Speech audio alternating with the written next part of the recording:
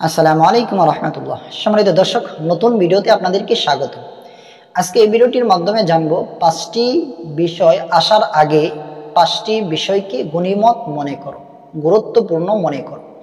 সেই 5টি জিনিস কি এবং কেন গুরুত্বপূর্ণ মনে করব, আসুন আমরা নবীজি সাল্লাল্লাহু আলাইহি সাল্লামের হাদিসের আলোকে জেনে নিই।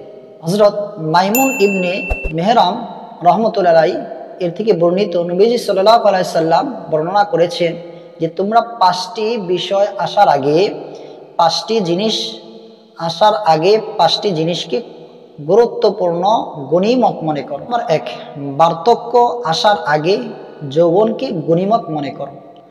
অর্থাৎ যৌবনকাল, এটা বার্ধক্য আসার আগেই তোমাকে গুরুত্বপূর্ণ মনে করতে হবে। যখন যৌবন শেষ হয়ে যাবে, বার্ধক্যে তুমি পতিত হবা, তখন যদি যৌবনকালকে স্মরণ করো, যৌবনকালকে তুমি ফিরে যেতে চাও, তাহলে এটা কখনোই সম্ভব হবে না। এই জন্যে বার্ধক্য আসার আগেই এই যৌবনকালকে তুমি গনিমত মনে করো, গুরুত্বপূর্ণ দাও, এটাকে তুমি প্রাধান্য দাও। নাম্বার 2, অসুস্থতা আসার আগে সুস্বাস্থ্যতাকে তুমি গনিমত মনে করো। অর্থাৎ অসুস্থতায় পড়ে গেলে সুস্বাস্থ্যতার মর্যাদা বুঝে আসে, কিন্তু তোমার সুস্বাস্থ্যতা থাকা অবস্থায় তোমার এরকম গনিমত মনে করতে হবে। অসুস্থ আসার আগেই তোমার এই সুস্বাস্থ্যকে গনিমত মনে করতে হবে, গুরুত্ব দিতে হবে, প্রাধান্য দিতে হবে যে আমি আজকে তো সুস্থ, আমি যদি কালকে অসুস্থ হয়ে যাই তাহলে আমার কি উপায়। এই টেনশন তোমার করতে হবে। অসুস্থতা হয়ে গেলে তোমার সুস্বাস্থ্যতার যে মূল্য, এটা তোমার তখনই বুঝে আসবে। এই জন্যে অসুস্থতা আসার আগে তোমার সুস্বাস্থ্যকে গনিমত মনে করতে হবে। অর্থাৎ তোমার নেক আমলগুলো এই সুস্থ অবস্থায় তোমার করতে হবে।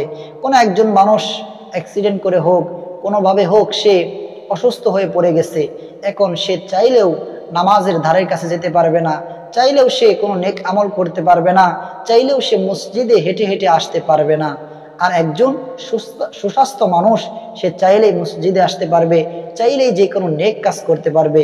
এই জন্যে আমার আপনার গুরুত্ব দিতে হবে সুস্বাস্থ্যকে।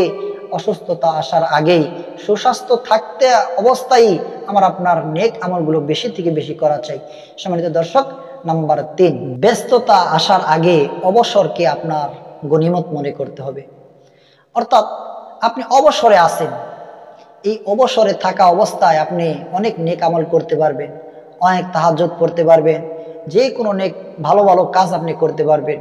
কিন্তু যখন আপনি ব্যস্ততায় পড়ে যাবেন, তখন সব ভালো কাজ করার, সব নেক কাজ করার আপনার সুযোগ হবে না। এই জন্যে আপনার ওই ব্যস্ততা আসার আগেই এই যে অবসরতা আপনার রয়েছিল, আপনি বসেছিলেন, এটাকে আপনার গনিমত মনে করতে হবে। নাম্বার 4, ধন্যতার আগে প্রাচুর্যকে আপনার গনিমত মনে করতে হবে। অর্থাৎ আপনার এখন টাকা পয়সা রয়েছে, সব কিছু রয়েছে, এটাকে আপনার গনিমত মনে করতে হবে, এটার হক আপনার আদায় করতে হবে। জাকাত দিয়ে হোক, ফেতরা দিয়ে হোক, এরপরে আপনার সদকা করে হোক, আপনার যে কোনো মাধ্যমে এটাকে গনিমত মনে করতে হবে। কিন্তু যখন আপনি ফকির হয়ে যাবেন, পথের ভিখারি হয়ে যাবেন, তখন আপনার আফসোস করেও লাভ হবে না। এই জন্য এটাকেও আপনার গনিমত মনে করতে হবে। সম্মানিত দর্শক, নাম্বার 5, মৃত্যুর আগে জিন্দিগিকে, জীবনকে, হায়াতকে আপনার গনিমত মনে করতে হবে। আপনি মরে গেলে আপনার সব শেষ, আপনি মরে গেলে আর ফিরে আসতে পারবেন না। এই জন্য আপনি যে বেঁচে আছেন, এই বেঁচে থাকাটাকে আপনার গনিমত মনে করতে হবে। প্রতিদিন ফজরের নামাজ আদায় করে আল্লাহ তাআলার শুকরিয়া আদায় করতে হবে যে হে আল্লাহ, আপনি আমাকে অর্ধমৃত্যু ঘুম থেকে জাগ্রত করে সুন্দর দিন দেখার তৌফিক দান করেছেন। অনেকেরই এই দিন দেখার তৌফিক হয় নাই, তাদের এরকম এলান হয়ে যাচ্ছে মসজিদে, অমুকের ছেলে আর অমুকে দুনিয়ায় নাই।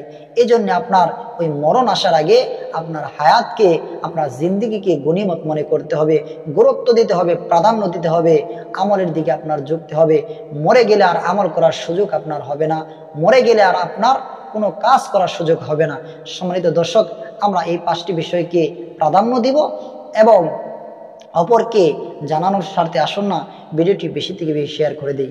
আজকে এ পর্যন্তই, দেখা হবে পরবর্তী ভিডিওতে। আসসালামু আলাইকুম ওয়া রাহমাতুল্লাহ।